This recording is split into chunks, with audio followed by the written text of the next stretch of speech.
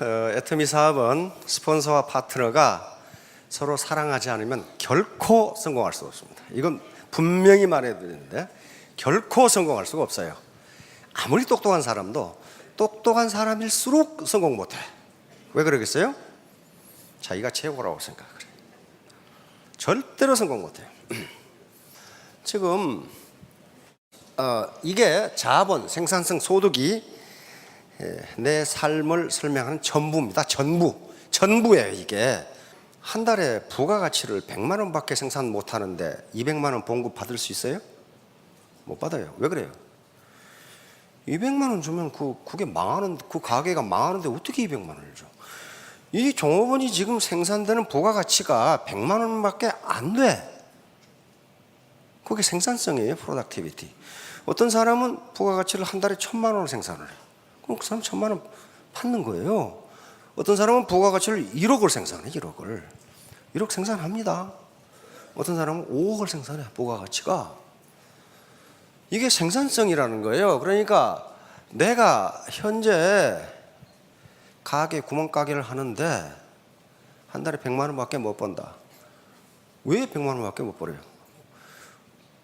그분의 노동 생산성이 100만 원밖에 안 되는 거예요. 그걸 어떻게 200만 원을 줘요? 그러면 그 가게 망해버리는데. 안 돼요.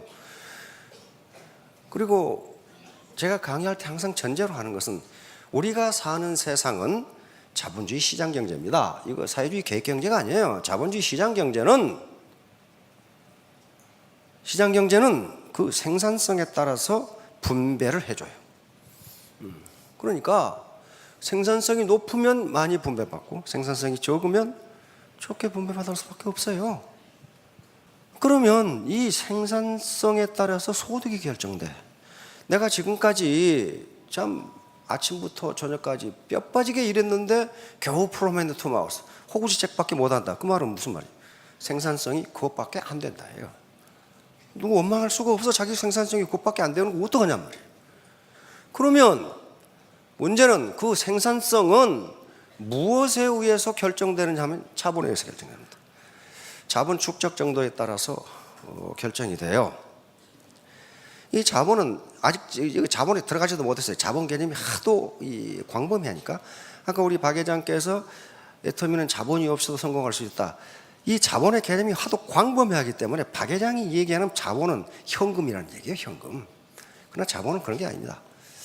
자본의 개념은 굉장히 광범위해요. 이 마이크가 뭡니까? 예, 자본입니다. 이걸 자본이라고 그래요. 이거 자본, 이 스크린 자본이에요. 파리만 날리고 있는 식당, 한 달에 부가가치 생산이 100만 원밖에 안 된다. 100만 원 이상 봉급을 줄 수가 없어요. 그런데 줄 서야 먹는 식당 저 주방장은 부가가치 생산이 1000만 원이다. 1000만 원 받을 수 있어요. 그러니까 누구 원망할 거 하나도 없어요. 그래서 이 세 가지가 자본, 생산성, 소득, 이것이 애터미 사업의 성공 여부를 결정합니다. 그리고 애터미 사업뿐만 아니고 모든 사업이 다 그래요. 공부도 그래. 공부도 그렇고. 그래서 지금 요게 목표인데, 요게 목표예요. 고소득이. 그러려면 프로덕티비티 생산성이 높아야 되고, 그러려면 자본 축적. 그래서 이 자본 축적하기가 그렇게 어려우니까 6년간 강의를 하고도 아직도 남아있는 제목이 2000개나 돼. 그러게 어려워. 이게 어렵다고요. 담배 끊는 게 끊을 것 같죠? 못 끊어요. 못 끊어. 삼겹살 안 먹으면 뱃살 들어간다 그러는데 안 먹고 못 빼긴다니까요. 그렇게 어려워요. 그게. 그래서 이 말이 많은 거예요. 그리고 말이 많고 시스템에 참여하라고 그러는 거예요. 왜? 사람은 자꾸 들으면 조금씩 변해요. 절대로 한꺼번에 안 변합니다. 지금 오늘 처음 오신 분들 계실 거예요. 이 사업 할 거냐 말 거냐. 조금 더 사기치는 거 아니냐. 다시 말하면 비전이 있는 거냐. 요건요, 누구 말 듣지 말고 자기가 판단해야 돼요. 자기의 권리이자 책임이에요. 아무리 이 소를 물가로 끌고 갈 수는 있지만 물을 먹게 할 수는 없어요. 그렇죠? 물을 먹는 건 지 맘이에요. 그 다음에 두 번째, 현재 상태에서 나 같은 사람도 성공할 수 있을까? No, 절대로 못합니다. 안 돼요. 그건 화가 납니다. 절대로 현재 상태에서는 안 돼. 세 번째, 그러면 어떻게 해야 성공하는가? 이 시스템에 참여해야 돼요. 시스템에 참여하는 게 소통하고 학습하는 과정인데 이 과정이 자본 축적의 과정입니다. 그래서 이걸 하고 나면 성공할 수 있어요. 있다고. 자, 이게 최종 목표입니다. 그렇죠?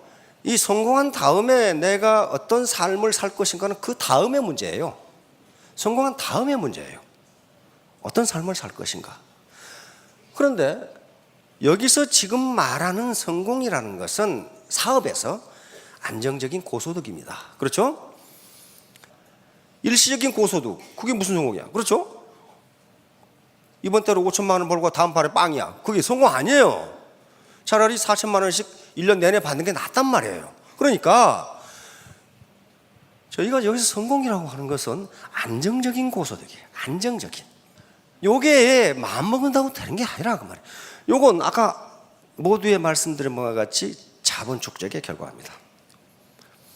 그러면 요 자본 축적하는 과정이 이거예요. 이제 가장 중요한 게 애티튜드입니다. 내 마음가짐이에요. 마음가짐. 무슨 저기서 뭐 하버드 학력, 서울대 학력을 요구하는 게 아닙니다. 내 마음가짐이란 말이에요. 마음가짐인데 이 마음가짐이 수없이 많단 말이에요.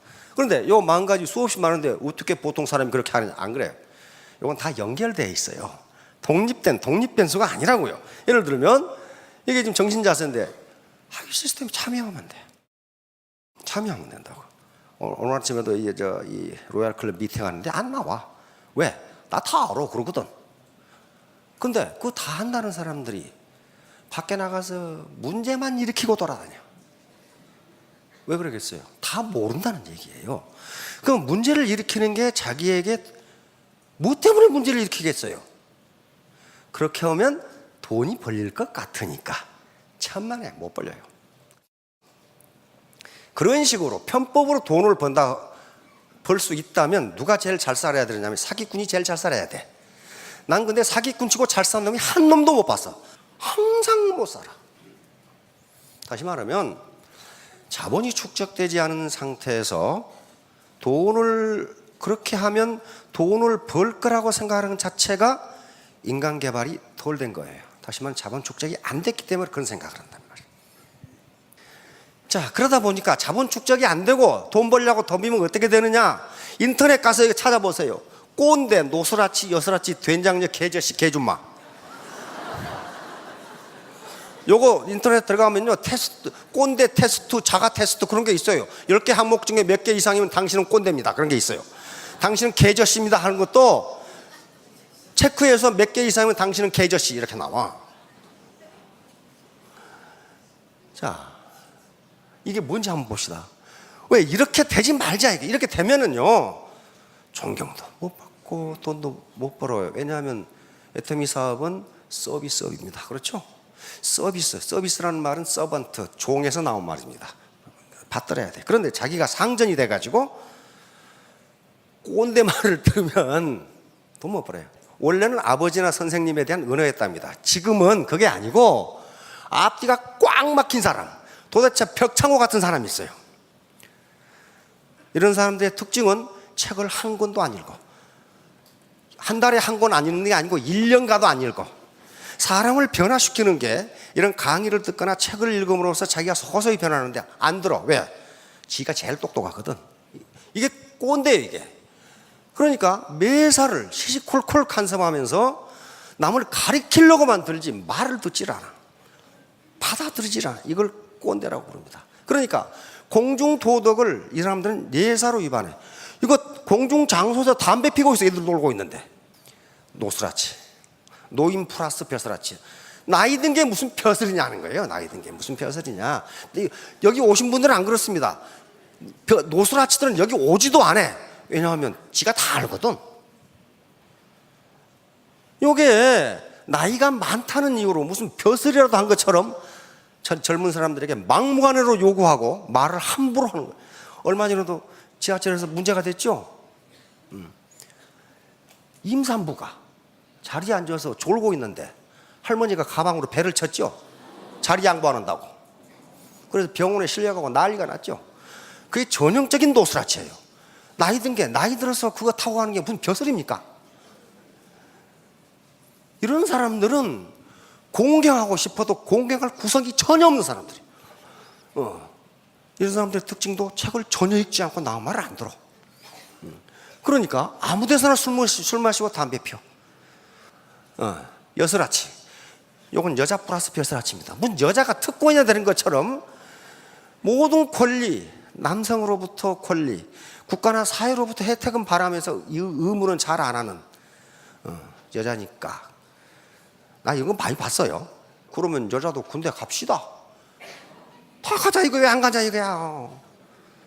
그렇잖아요. 또 갔다면서. 그러니까 또 여자는 출산을 해야 되고 막 어쩌고 또. 그러니까 말할 때마다 논리가 달라. 이게 여슬아치예요. 권리는 주장하면서 의무는 안 하겠다는 거거든. 이건 돈 못 봅니다. 돈 못 벌어요. 더미 리더는 똑같은 리더이지 남자 리더 여자 리더가 없어요. 스폰서가 뭐 남자 따로 있고 여자 따로 있습니까? 그렇지 않습니다. 된장녀. 이건 뭐 다 아시겠는데 이제 된장녀의 어원이 뭔가 찾아봤더니 된장인지 똥인지 구분도 못하는 여자. 요거에서 나왔답니다. 그런데 저게 워낙 말이 과격하니까 된장녀로 하자. 그래서 된장녀로 하겠다. 그러니까 사리 분별력이 떨어지는 여자. 남자는 뭐겠어요? 된장남이 돼요. 된장남. 성공할 것 같아요? 절대로 못합니다.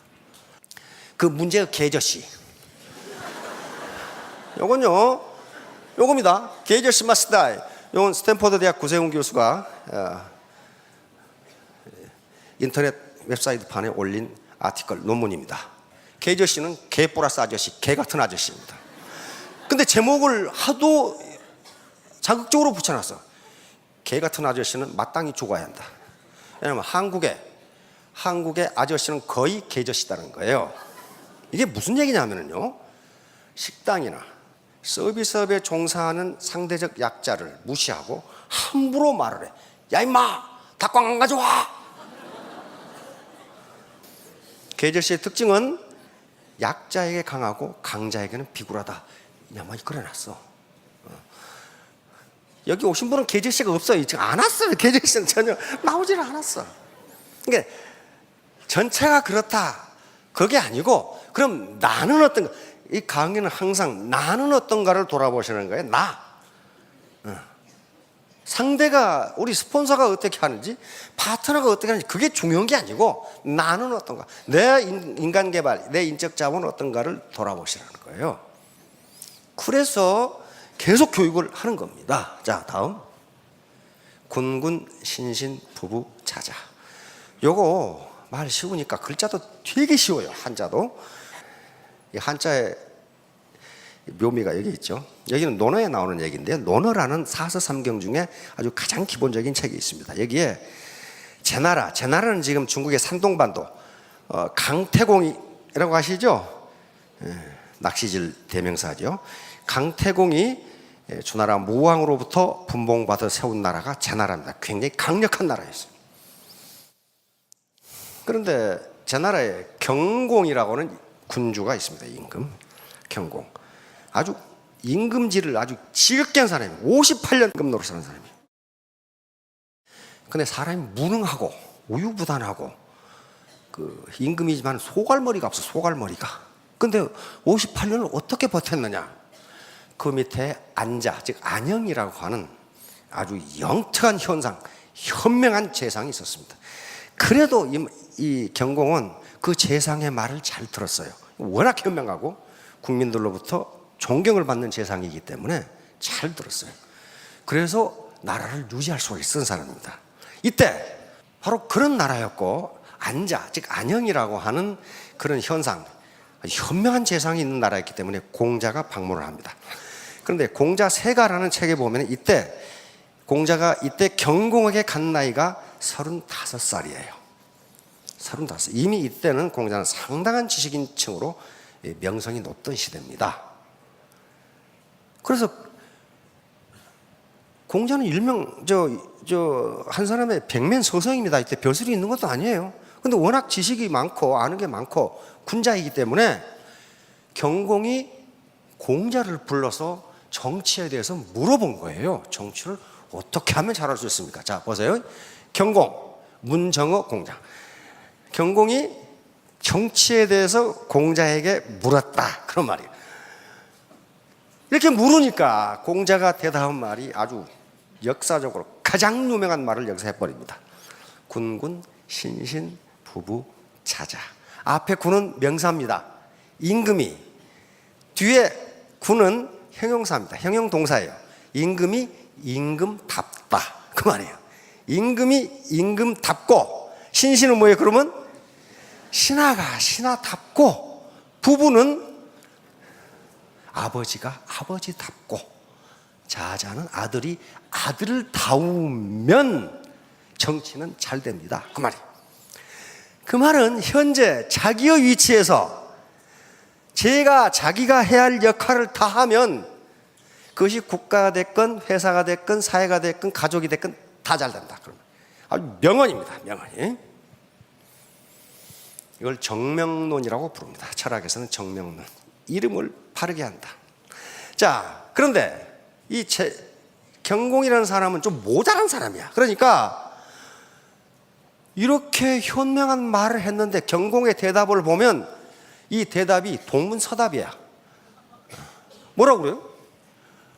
선제, 그 말은 경공입니다. 선제. 아주 좋아요. 좋은 말씀입니다. 그래 놓고 신여는 진실로 그만해. 신여, 군불군.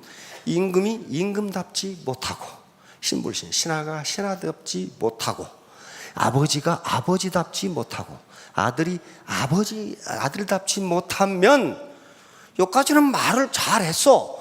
그러면 내 곡식이 많이 있다 하더라도 내가 그걸 어떻게 먹겠어? 그 뚱땅지 같은 소리를 하고 있어요.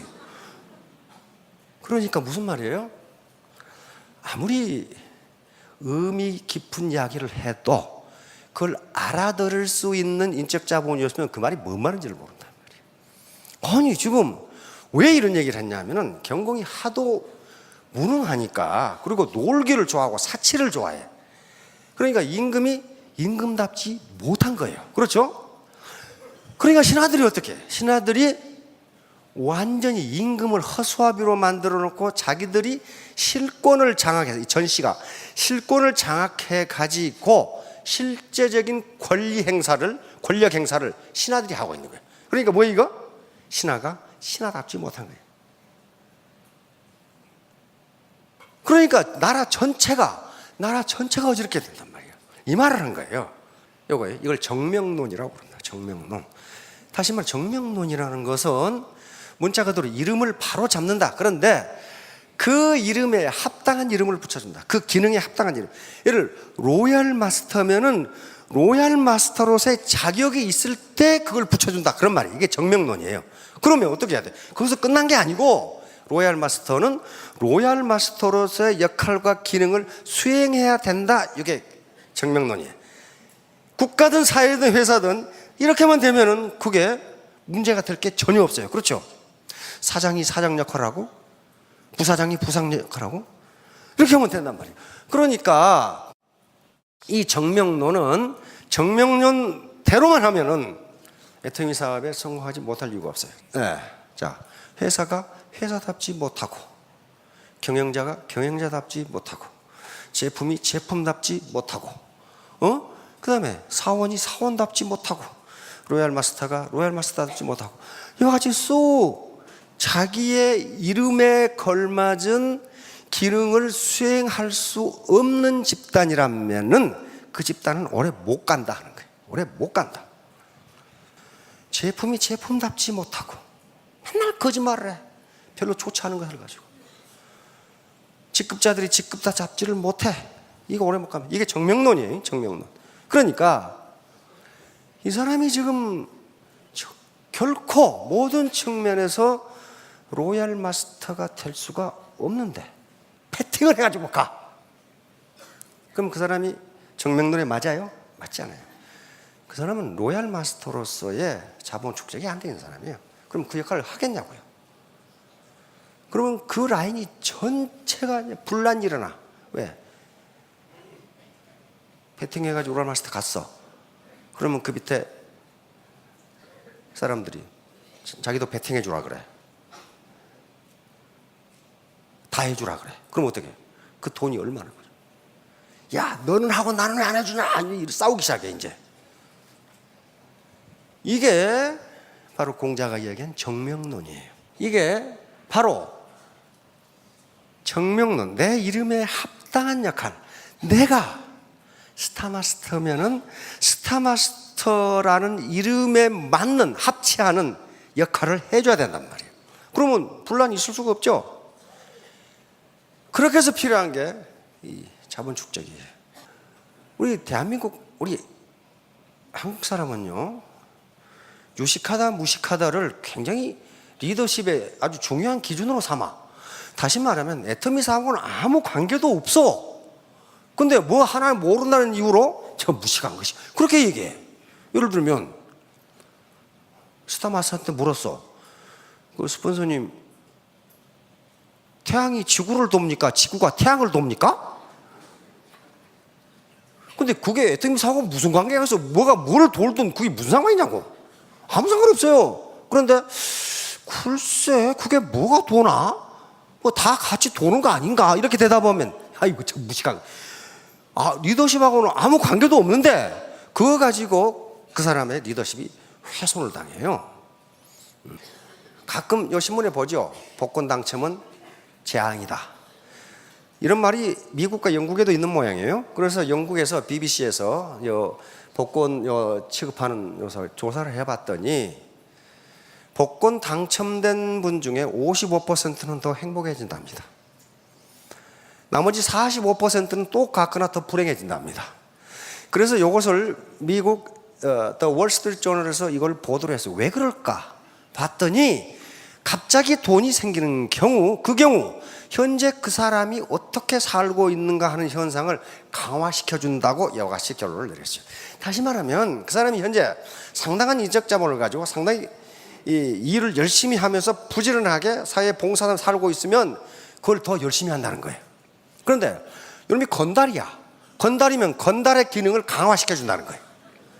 그래가지고 그놈이 마약 먹거나 뭐 파산하거나 해서 없어진다. 그러니까 복권 당첨이 꼭 불행해진 것은 아니에요. 그렇죠? 55%는 더 행복해져요. 그런데 45%는 똑같거나 더 불행해져. 왜 그러냐? 현재 그 사람이 어떤 생각을 가지고 살고 있느냐에 달라진다. 월스트리트 저널 보도입니다. 현재의 상태를 강화시켜준단 말이에요. 이거 제가 왜 이런 말을 하냐면은 3년 만에 요 앞에 두 테스티먼 명 5년 만에 로얄이 됐죠? 로얄은 아마 그 양반들 지금 월 수당이 3천만 원 정도 될 겁니다. 그건 로또 복권보다 더해요. 더 낫습니다. 로또 복권은 일회성이에요. 그러나 이건 계속 나와. 그리고 계속 올라가. 배가 올라가요. 로또 복권보다 더 나았는데 요걸 받아서 어떤 대접을 받느냐는 그 사람의 인적 자본 축적 정도에 따라서 대접 정도가 달라지고 삶이 달라진다는 거예요. 달라진다는 거예요. 그래서 계속적으로 나는 충분히 안다고 생각하지 마시고 상호작용, 인터랙션이요. 스폰서와 파트너, 그 다음에 옆 형제 라인의 파트너, 이렇게 상호작용을 하면서 자식의 인식의 지평을 넓혀가는 과정, 이것이 자본 축적 과정입니다. 그러면 이 자본 축적이 왜 중요한가는 이제 계속적으로 강의를 하도록 하겠습니다. 자, 3년 후, 5년 후에 모두 스타마스터, 로얄 마스터가 되시기 바랍니다. 네, 감사합니다.